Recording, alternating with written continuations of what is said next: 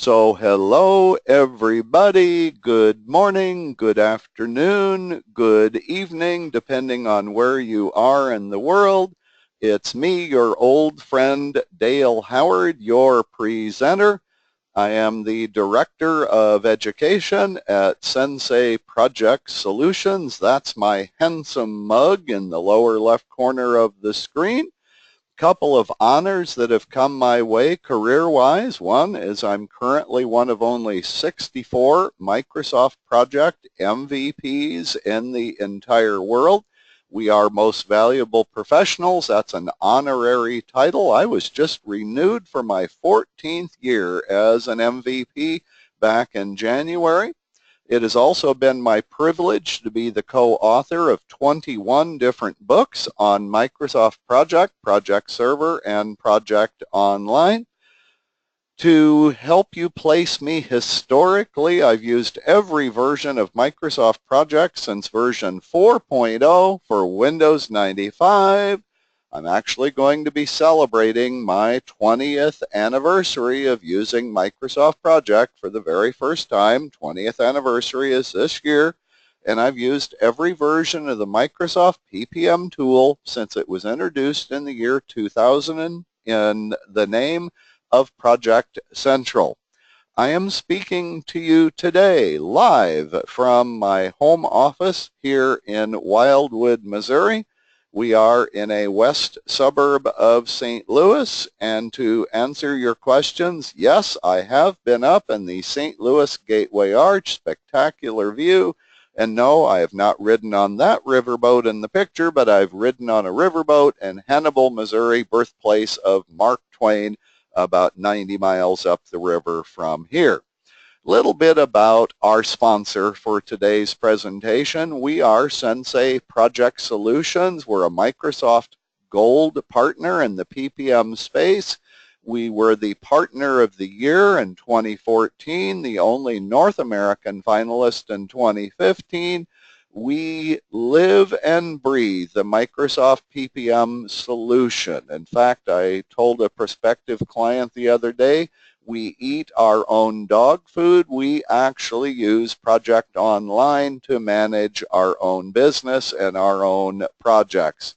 We do have clients all around the world, currently in 35 different countries, and our staff, we have multiple locations in the U.S., Canada, Brazil, and in Australia as well. In fact, we're in the process of opening a new office in Singapore, even as we speak.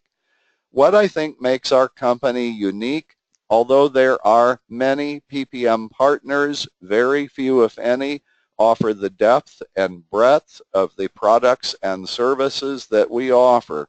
So if you folks are already a customer of ours, we do thank you for your business. And if you have not selected a PPM partner yet, we would encourage you, invite you kindly to consider Sensei for your PPM deployment. All right, ladies and gentlemen, the commercial is over. Let's begin the actual content.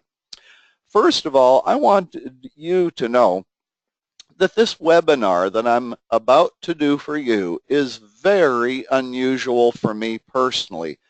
Up until this webinar, every webinar that I've ever done, every presentation that I've ever done has always been tool related on Microsoft Project, Project Server, or Project Online. But this presentation today is unique in the sense that it's the theory behind how to use the Microsoft tools well to manage projects and portfolios. So first of all, everybody, here's the key.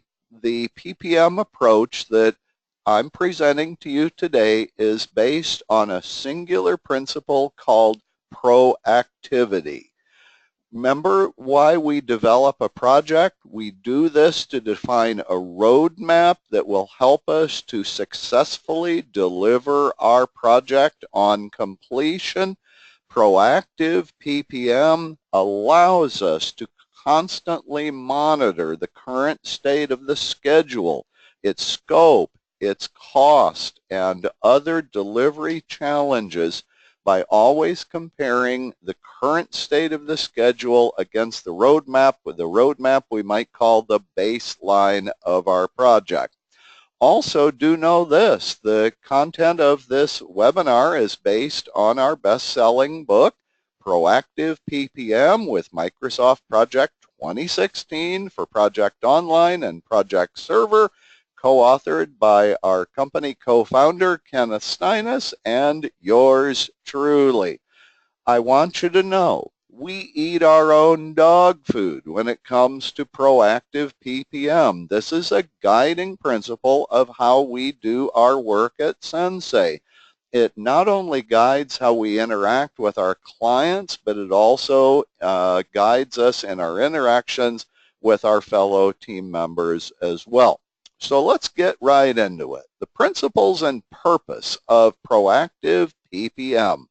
Well, first of all, I think you would all agree with me that if we have a well-planned project schedule, we've got a chance to have a successful delivery of that project. We believe that to be useful and to be successful with the Microsoft PPM tools, a proactive schedule should always reflect our true intention for both scope and time for the project, and then the actual progress entered so far so that we can compare differences. Our schedule should clearly communicate the work that needs to be done and the priorities to our project team members, bless their hearts, and it should provide us and our executives with an accurate forecast of how much work is left, how much duration is left, and here's a big one. It should help us to identify variances early on in the life of the project before it's too late to take corrective action. One of the things that I've always espoused with using Microsoft Project and the PPM tools, Project Server and Project Online, is our project schedule should reveal the future to us. What does the future hold in store for our project? Now, I also want you to know that the principles and purpose of proactive PPM is closely aligned with the principles and the spirit of the best-selling book, The 7 Habits of Highly Effective People, written by Stephen Covey. I read that book a number of years ago, loved it, still love it. So what I want to do is actually apply the 7 habits of highly effective people, and let's call it the 7 habits of proactive Microsoft PPM users. These habits will apply to you regardless of whether you're using Microsoft Project Desktop only or whether you're using the tool in conjunction with the Microsoft PPM tools of Project Server or Project Online. I do want to give you a warning, though, that these 7 habits may require a paradigm shift on your part. By the way, Stephen Covey would be proud of that line. Paradigm shift is one of the concepts that he talks about in his book. So here we go. 7 habits of Microsoft PPM users. The first habit is be proactive. Now, this is a somewhat radical statement that I make. Our company recommends that you do not accept hard-coded dates given to you by anybody, by your project sponsor, your team members, your clients, even other stakeholders. Instead, we recommend you change the conversation this way. First of all, for each task, ask your team members to give you their estimate of effort or work on the task. Don't ask for delivery dates. Ask for work hours. Don't ask for durations. Ask for work hours. For example, if you put it in those terms, the team member might say 40 hours. Then also ask your resource managers, if you have people in that role in your organization, for a commitment of how the resource will be allocated to your project. For example, the resource manager might tell you that you get a resource named Mickey Cobb. She's given you an estimate of 40 hours, but you only get Mickey Cobb to work half time in the project. That means the max units value for Mickey Cobb would be 50%. And then when you assign a resource to a task, you'll enter the units value, the percentage of each working day they will commit to work on a task, for example, 50%, and you'll enter the work hours, the estimate the team member has given you, and that allows Microsoft Project to calculate the task's duration for you. In this particular example, if Mickey Cobb were working half-time for 40 hours, I would expect a duration of 10 days. That drives a realistic schedule. So this is what the conversation in theory should look like. Now, I've done a lot of training over the years, I can tell you, on both Microsoft Project Server and Project Online, and at least one of these three boxes is foreign to people.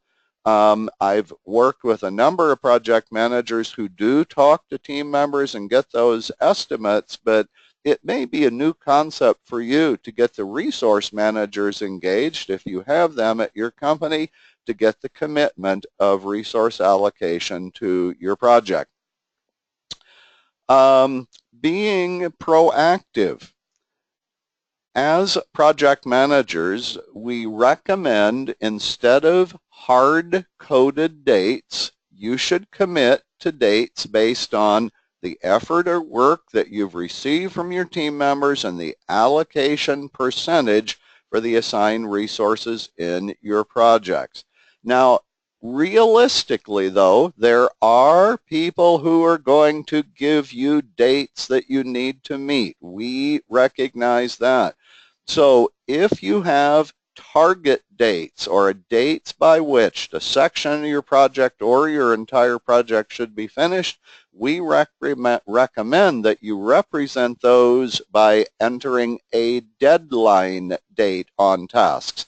That will allow your schedule to slip freely, including allowing milestones to slip past deadlines. That's what you want with a proactive schedule. You want the schedule to be able to be recalculated freely without any impediments.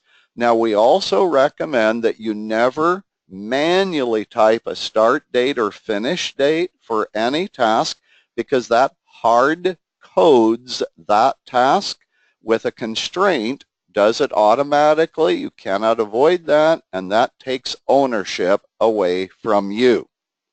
All right, second principle of proactive PPM, begin with the end in mind.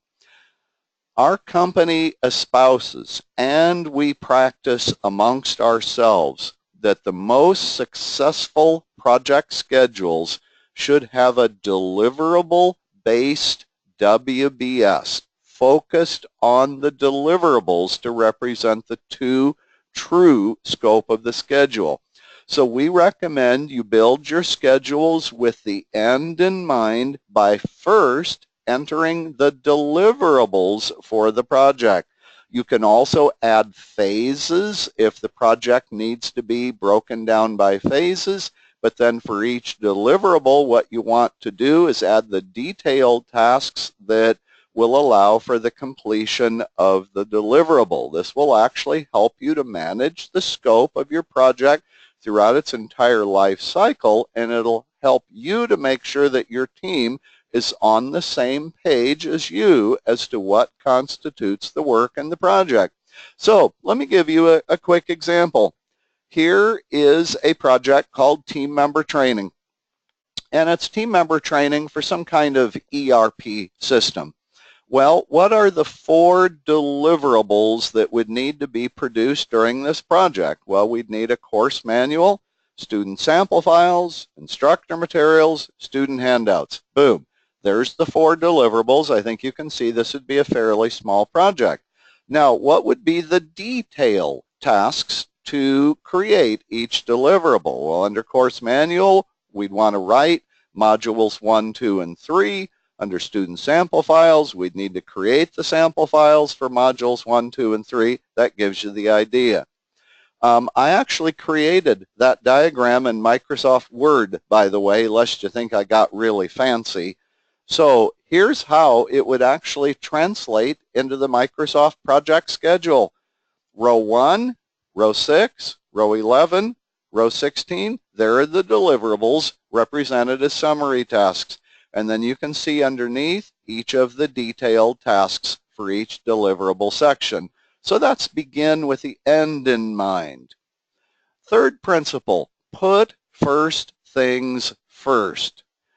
Building a complete and accurate network of linked tasks or dependent tasks is very important in the process of building a truly proactive schedule. When you add links or dependencies on tasks, we recommend that you try to think about the natural relationships that exist between the tasks and not be thinking about which thing comes first, the order of things.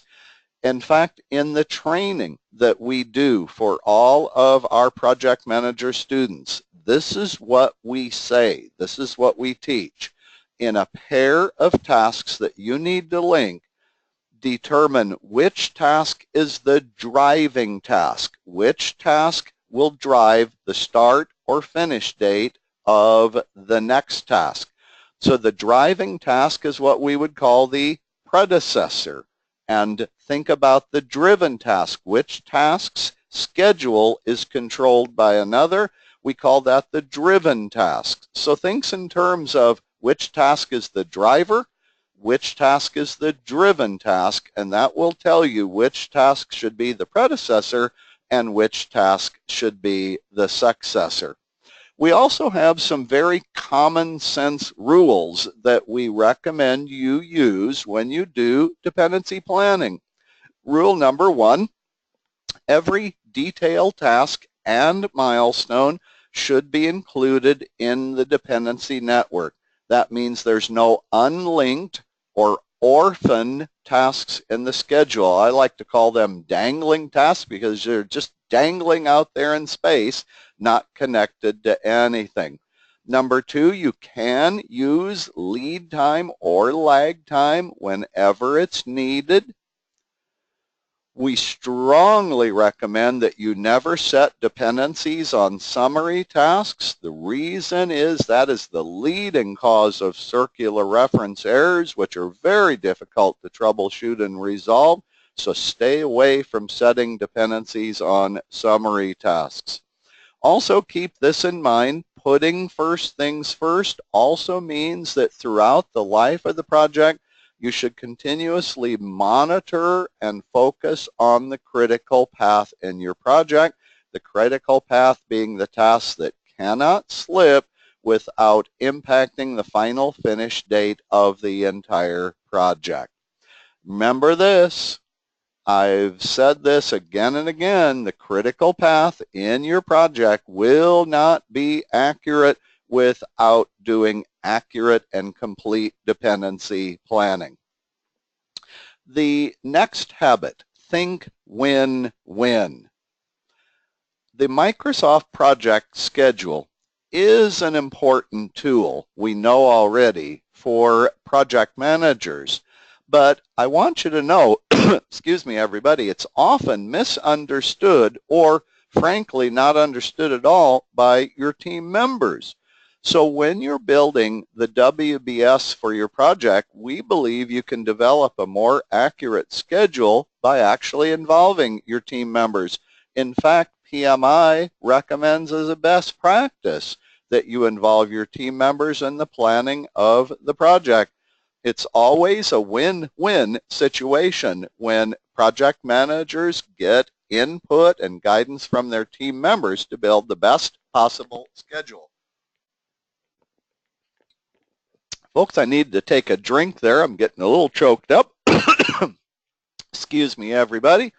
It's also a win-win situation when team members will actually get a more structured working environment with better visibility into what they're assigned to do and reduced overallocations. You know, severe overallocations for team members are nonetheless a heartbreaking experience for them. It doesn't inspire their trust and confidence.